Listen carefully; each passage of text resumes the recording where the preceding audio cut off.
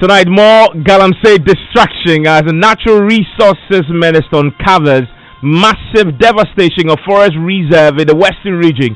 On the day it emerged that Operation Vanguard Task Force has been ordered to withdraw from illegal mining areas across the country. We have details for you tonight. We have the latest on this unfolding Galamsey saga.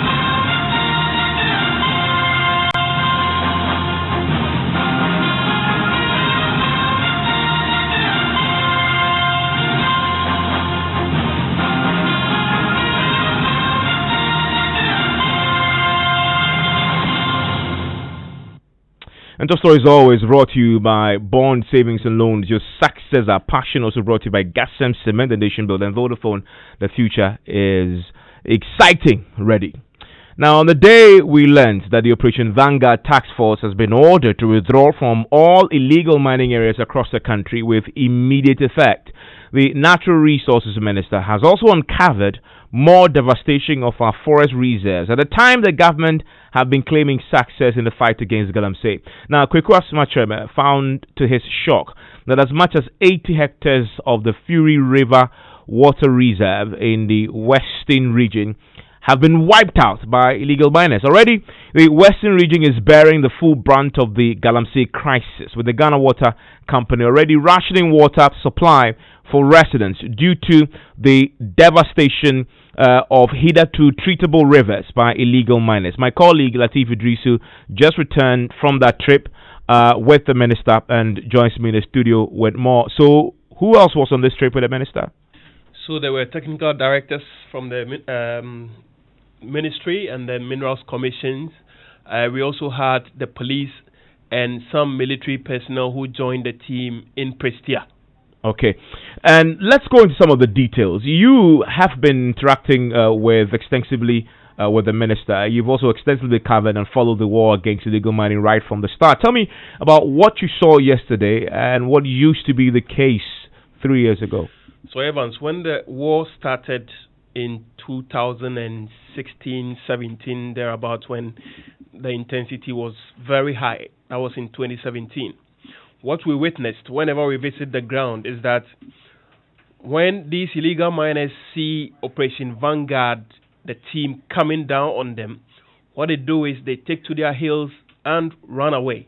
They leave their equipment and the gold dust and whatever they have on the mine site and leave. Now, what we saw yesterday is different. We had a minister's convoy moving through the forest and the main road leading up to the forest. On this stretch, on both right and left side of the road, you would find illegal miners digging for gold just by the shoulders of the road. They are not doing it deep in the forest to say that you are not seeing them. These guys were operating just by the shoulders of the road, and not even the convoy, the huge convoy of the minister, scared them. They were there doing it, with impunity. By the roadside? By the roadside. And they had the guts to tell pressmen that, yes, what we are doing is Galamsey. This is what we've been doing, and we are now trying to go back to what we used to do in the past. And some of us were shocked because, Vanguard has been on the ground. The thinking was that this is to put fear in these illegal miners, but it appears from what we saw yesterday and what we've seen in the past few weeks that we've been on the ground with the minister, that it appears these guys are coming back with much more confidence and impunity. It tells a pretty shocking story about the comparison between when it started, when you were traveling with them. There were gunshots. I saw you running. You've done a whole documentary about this. To what is now playing out, and your assessment is that the confidence, how daring the Galamseyers have become, is even more pronounced and stark now than it used to be. They are more emboldened now, and we do not know why or where they are generating that source of confidence from. I'm just curious. So the minister was traveling. He went with a team of military men, right? So a military team joined the team at Prestia before he moved to Prestia. Okay. I mean, and this must have been a long combo because you have pressmen, there's a military, there's himself, there's police. Did they arrest anyone? I'm just curious. So, information we gathered on the ground indicates that these illegal miners who have taken 80 hectares. Evans, 80 hectares is no joke. I mean, this might be. I'll check how many football fields that will be. Yeah, 80 hectares of the forest reserve consumed by these illegal miners. What we are told by the deputy forest manager is that these guys operate deep in the night when they are men, and you would find this very interesting, that this forest reserve is 15,000 hectares, 15,283 to be specific. And you find only 5 forest guards manning 15,000 hectares of forest reserve. Evans, this won't work. And it's not working. And that is why these illegal miners have taken advantage of that, and that at night when everybody is gone, they enter the forest and then do the damage that they've done over the years. What was the reaction of the minister to this? So he got word about the devastation that is ongoing in the forest. As to the magnitude of devastation, he didn't expect to see 80 hectares of the forest completely wiped out. So he was shocked. And he made that clear when he got some pressmen who interviewed him about how far the fight has gone and whether or not, because there is this thought that is going around that in the run-up to the elections, government will somewhat soften your stance on the matter, the fight, and soften the gloves and allow these illegal miners to get back to business. I put that question to Minister and asked him, is that something we should expect? And this is what he had to say. People have gone back to the field to do this, all because they have in mind that it is an election year, and for that matter, we will not rush on them, to pounce on them, to tell them to stop. So they are taking advantage of the fact that 2020 is an election year. Is that what we should expect? That there's going to be a controlled collapse of the... No. Against illegal... we are not expecting that. It means that they have told us to beef up our strength on the ground, our strategy on the ground, so that we can fight this menace. I made a statement to the effect that we are going to come up with new strategies to fight this galamsey, and media sought to know. Yes, I said yes. At the material time that this strategy will be full, it will be made known to the media, and the media will capture it. It's taking close to a month. It is not easy coming up with a strategy. Okay, so the minister himself seemed pretty surprised by what he said today. He was. I mean, he didn't expect that level of devastation. He got word anyway, but the expectation was that, okay, maybe. You remember when we went to the Oda Forest Reserve, it was 7 hectares that have been wiped out. But this is 80 hectares, you say? 80 hectares. Now, I've just been consulting Google. I mean, how many hectares, how many football fields make a hectare? And it says that a hectare is equals to 1.8 American football fields. If you multiply 1.8 by 80, you're talking about 144 American football fields have been destroyed in this particular forest reserve alone. Just a single forest reserve. 144 American football fields have been destroyed in this forest reserve alone. And this is in the western region. The effects are already being felt. Clear. Because in the western region, the Ghana Water Company had told us that the galamsey has made the water treatment there impossible. Yeah. And so they are now rationing water to the residents in the western region because of galamsey. I still need to ask you this, by the way. The officials from the Forest Commission, they were responsible for making sure that the forest reserve is kept pristine without illegal mining. Yep. What is your reaction to this?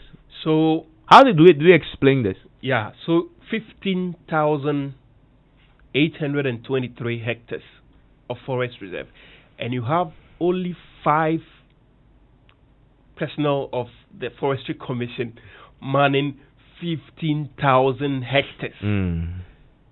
They can't do much. and that is reflecting in the level of devastation.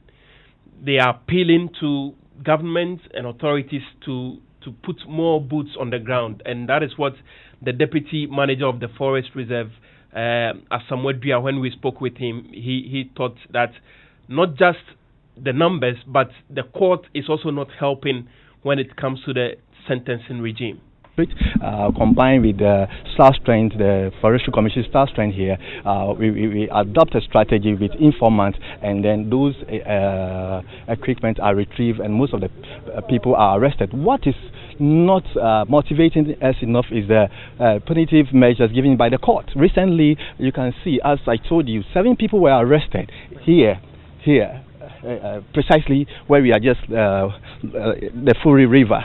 So all the punishment the court gave was 700 Ghana cedis as a penalty, and it was not motivating enough for our boys, because to gather resources and then arrest armed people, retrieve 2 pump machines, and at the end, at the risk of your life, and the court to award a penalty of 700 cedis for 600 cedis for the people to go scot-free, I think that is not motivating enough. But we are motivated by our strength, by our target for the year, that we have to fight Galamsey to the latest end, so that we can reclaim our forest back. So he says that they are so motivated, but he blames the court for not doing enough. But he makes the point to the minister that it's just inadequate, their numbers. Yeah. And that, from what I'm hearing, the Galamseyers work at night. At night, in this particular forest reserve. Yeah. So when he told the minister that, I'm wondering, did the minister leave some of the military men there when he left? No. You remember when we went at least to take care of that night, tonight? Nope. Or yesterday night? Nope. So when we went to the other forest reserve, I asked the minister about what exact is there going to be a change in strategy, because now it has come to light that the illegality is ongoing, is back, and is back in full swing. Mm-hmm. And he said government is working on a strategy, and that the strategy will be deployed soon to tackle the situation. Yesterday, I raised the question again. What is the strategy? When should we expect the strategy? He says it doesn't take a day or two to come up with a strategy. It's going to take some time, and so we should wait. In the meantime, these guys are taking over. Yeah. And I need to come back to that question I asked. These Galamseyers by the roadside who were doing their thing, they didn't care that they were military and police and the minister passing by. They and forest guards. And forest guards. I mean, it's just shocking. Yeah. They didn't care. They just went on. Was there any attempt by the minister of the military, the police, if they couldn't make the arrest because they were on their way to a certain destination, to make a call for? Did they attempt to stop them at all? So the pressmen who were on this trip saw these illegal miners doing it by the shoulders of the road. They were in a convoy with the minister. I cannot say if the minister also saw these illegal miners doing it, but the pressmen who were in the same convoy with the minister saw the illegality, and so ordered the driver to stop. Okay. To take some footages and speak to some of the illegal miners. So you did speak to them? Yeah, and they said, yes, this is what we are doing. This is what we've been doing over the years, and we are coming back. That tells you the level of... The minister's convoy did not stop? The minister and the press were in a single convoy. So your convoy with the minister... what I mean is, did the minister's vehicle stop? The press vehicle stopped. Exactly. Did the minister's vehicle stop? It didn't. So okay. I cannot say.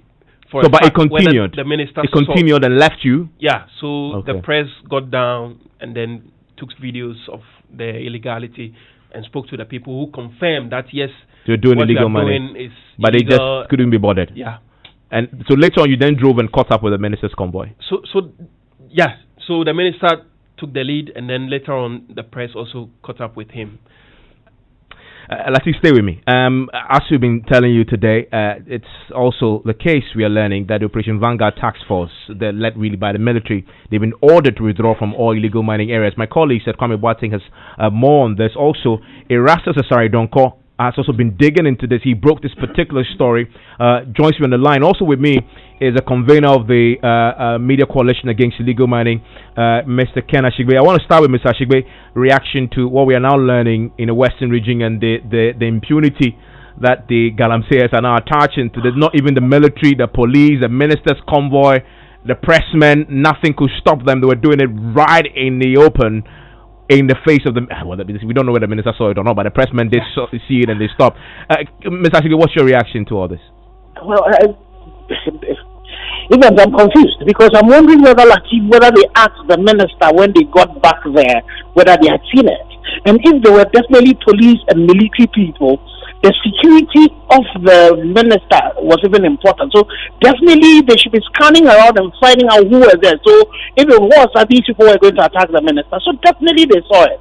So why is it that they allowed them to continue that? Because I remember the very first time the minister went round, earlier on when he came, even with just his policeman, and they saw some people engaged in this illegality, they confronted them. So why is it that in this particular case, they leave them to go?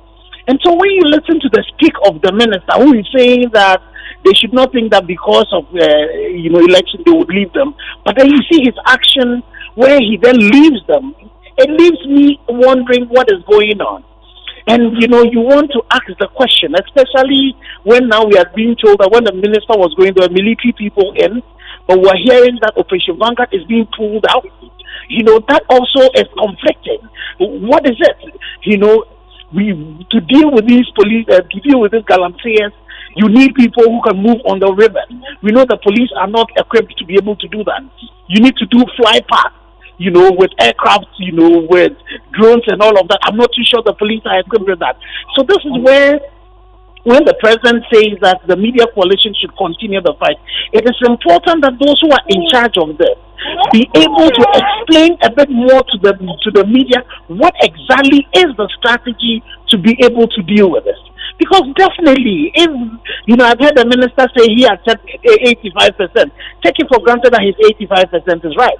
And then we hear the Minister for Environment also say 70%, and he tried to explain that it's because people, it means definitely we are retrogressive, and we are in a crisis. I have heard several, we had an engagement, Ghana, where we were closing the military were there, we had people from the ministry also talking about the fact that at some point we're going to pull, these military people out.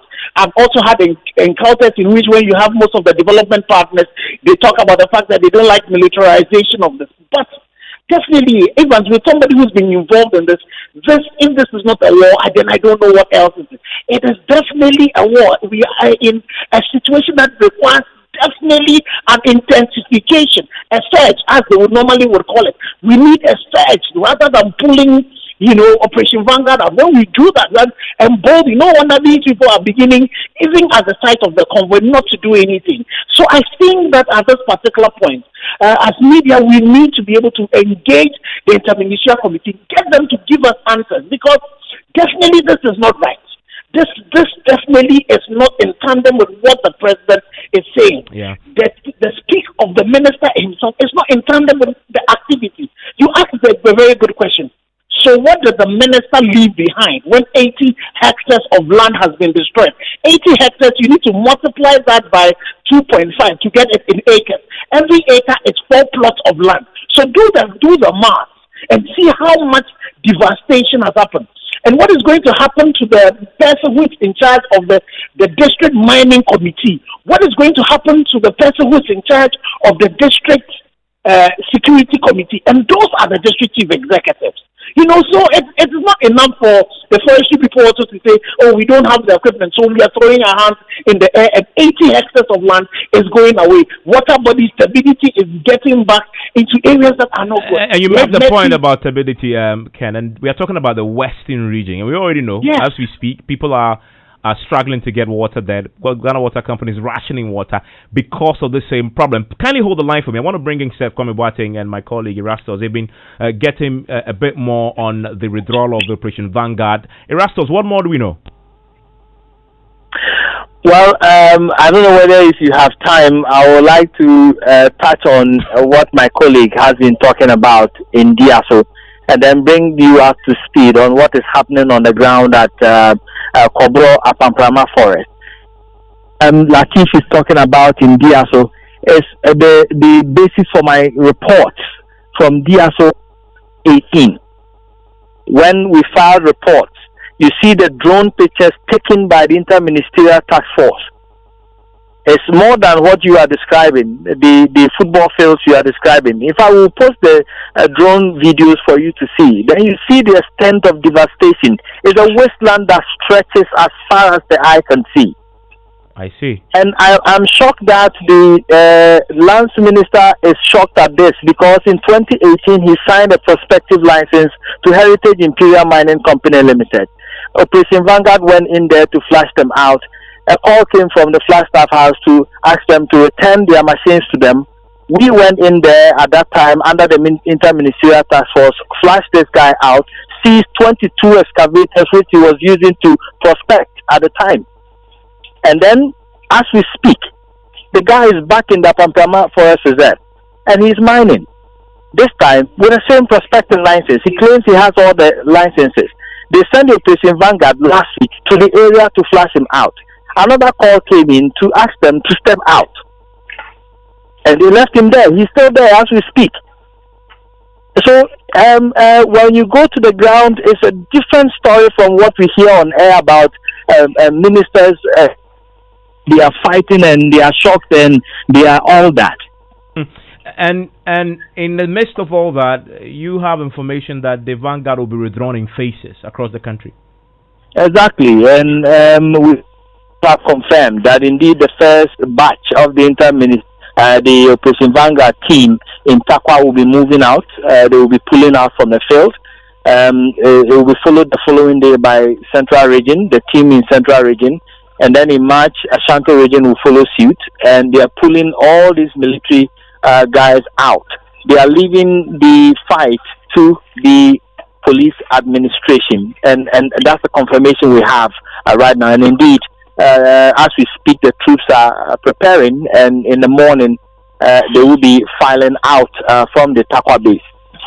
And Seth, you've also been working your sources within the defense. Yeah. What have you been told? The information I have is that they are implementing the next phase of the fight against illegal mining. That is what my sources from the Ministry of Defense are telling me, and that they are replacing the permanent soldiers on Operation Vanguard with a quick reaction force who will move in when needed. And there will be a team on standby to be deployed anytime the police need them. And the CDS, the Chief of Defense Staff, will have a team for that. That's the information. Okay, so in other words, this particular phase will not have men in the forest as Vanguard did, but they will be on standby to respond. As and when the police need them, they will just call on them and they will move in. They will move in, and they are called the quick force, the quick reaction force. Quick reaction force. Okay, so there's no more Operation Vanguard, but the quick reaction force. There's a different approach to dealing with this. Vanguard's modus operandi was stationed in the forest to look out for the illegal miners, flash them out, arrest them, give them to the police, etc. But this particular force will be, I guess, in a particular location, waiting for a call to say, moving into this particular area. That's the information we have. And I know that I can confirm meetings have happened today between the police top hierarchy and the military concerning this very issue. So they are doing this in phases, as Rastos mentioned. That's the latest we have from the Defense Minister Evans. Mr. Ashigbe, so that's the next phase. Seth and Erastus is confirming there. Is this a phase that you believe will deal with the problem? So, Evans, you see, so me and you are not military people, but let's ask ourselves, as an engineer, as somebody who also thinks, I'm asking, you have people currently destroying 80 hectares of land. You have people who were, mining by the side of the road when the minister was going there. We've heard the minister talk about this, how people have gone back. So then this reaction force have to constantly be in action. They have to be constantly there So if you had Operation Vanguard and was not working, I am all for change of strategy, but the change of strategy should be reflecting the exigencies of the situation. The situation, because there was a call for the fact that we needed to ensure that we got aerial vehicles that could stay up in the air with heat sensors to be able to detect where these people are. But now if these people have become emboldened and now they are coming by the sides of the road already, then you need a more permanent force, and you also need to demonstrate that once you, the minister, have passed the place and you've seen them, immediately you deal with them heavy-handedly, and so that would stop. So I think we would also urge the interministerial committee that the president called that the media should continue this. There should be an engagement between the interministerial committee and the media so that we can support their activity. Because where we are going now, if you ask me, for somebody who's been involved in this, it looks as if we are retrogressing all the gains we have made. Because one of the things you could see in those days, as we were doing the town hall meetings, was that definitely by the side of the roads, you were not seeing this activity again. But if now they are beginning to come, and we're beginning to see 80, hectares of land being destroyed, and as Erastus is saying, we're seeing a lot more of that. These are things, and we are supposed to have had drones and all of that. Galam stop, these people to be able to see that. So where are all of these? Yeah, I mean, it's a lot of questions begging on the back of all this. I'm grateful, Mr. Ashigbe, for your time. We tried to speak to the Lands and Natural Resources Minister earlier. We were not successful, but thankfully, the spokesperson for the ministry had called in. He wants to make a contribution, Mr. Abraham Otabil. Thank you very much, Mr. Otabil. Yeah, thank you very much, Ivan. I'm grateful. Yes, I understand that there's something you want to contribute. Yeah, thank you very much. Yes, I want to make it clear that that is an issue that the minister of that matter, the entourage, as at yesterday's visit, the minister saw illegal miners and sort of looked down. Just to clear, Latif was very clear that Latif was very clear on the matter that he's not certain if the minister did see them, but the press bus did see and they stopped. But he can't say if the minister did see. He was very clear on that. Fair enough. If that's the point, then that's okay, because I just wanted to make sure that. So is it your point that the minister did not see these illegal miners by the roadside? He did not, and that of the soldiers, I don't think they also saw. If there's no point in time where the ministry, or for that matter, the minister has been on the mine site and see illegal miners and just walk them or walk away. We make sure that at least they are brought to book, and that ministry is determined in that direction. And so there wouldn't be any point in time that we will visit the mine site as a ministry, or for that matter, the Minerals Commission, go to site and see illegal miners and then look down for them to continue their work. But let me ask you, you obviously invited the press. I mean, from what Latif says, the bus that was carrying the press stopped. They even took pictures. He has pictures. They spoke to the Galamseyers by the roadside. So there's a lot of evidence to this. You didn't see the press bus. You didn't see the Galamseyers yourself? We didn't see Galamseyers. All that we've been to, wherever there are Galamseyers, we make sure that at least we call them to look and we deal with them. And so Latif and the others perhaps have chance on others doing other things somewhere. Then, of course, we were not privy to. And if there were anything at all, I'm sure that Latif and Co would have put a question to the minister why they see illegal miners and all that. And nothing of that sort happened. Latif, so that's a question that needs to be asked. When you saw it, was that question put to the minister? So that was after the minister had granted interview to the journalists who traveled with him. So it couldn't be possible for us to So where were you moving from then? I mean, what point to what point was this? So it was after the coverage in the forest reserve, when we were moving out of the forest reserve, that we saw this. Was there any other opportunity post that for interviews with the minister? No. Okay. So that's what it is. Quickly, Seth. Ms. Otab, I'm grateful for joining us with the interview. You just ran out of time on this, Seth. And it's exactly I produced the Mercury Effect documentary that looked into the health impact of this illegal mining. And Evans, we are all at risk. You might be thinking you are here in Accra, so you should not be concerned. But you consume fish from the western and central regions. They are contaminated. They have mercury deposits in them, and that is dangerous. We consume foodstuff from the western and central regions, and they all have most studies from University of Ghana. When I spoke to the School of Environment, they showed that studies have showed that these have mercury deposits in them, and so we should all be concerned. Don't say you are not in that region, so this shouldn't concern you. We are all at risk. And I went to a community in Western region, Bodia Dompem, where about 40 young guys had died because of mercury that they use in Galamsey, Evans. Sir, thank you very much. News Night starts right now.